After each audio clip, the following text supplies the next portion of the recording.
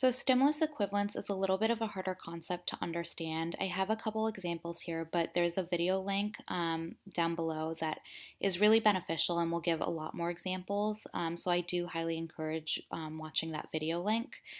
But let's delve a little bit into stimulus equivalence right now.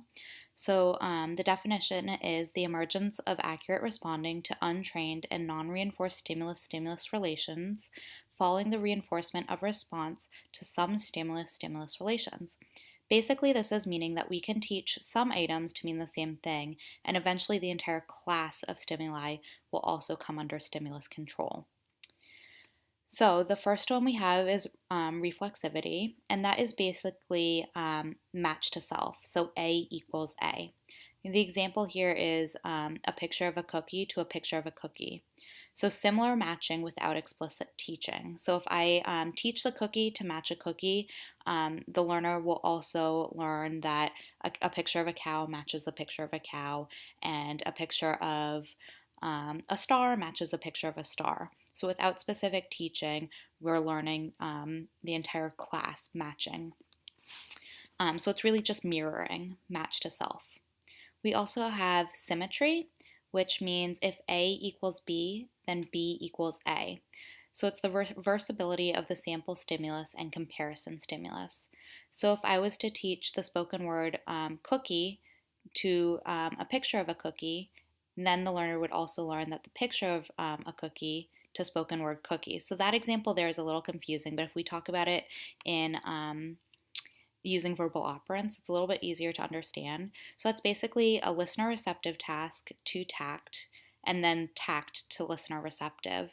So if I had a picture of a cookie in a field of 3 other pictures, and I said, point to cookie, learner identifies cookie.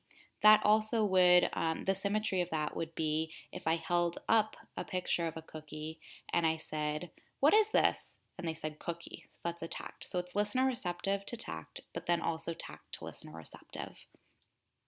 So transitivity is basically teaching A equals B and B equals C, and then A equals C emerges without training.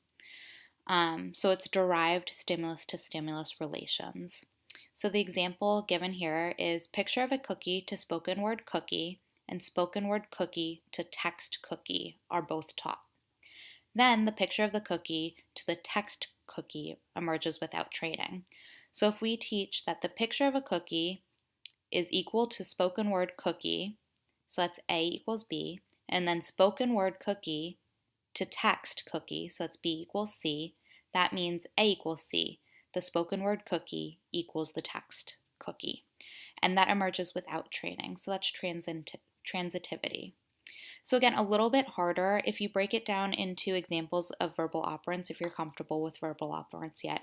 To me, it makes a little bit more sense. I do highly suggest watching the stimulus equivalent videos that are listed here. Cooper Text will also go into quite a bit more depth on this. We spoke about stimulus discrimination and generalization. I do want to say that the Cooper text will go into factors that impact both of those in quite a bit of depth. The discussion post for this week will relate to that reading, so be sure to do those readings as well.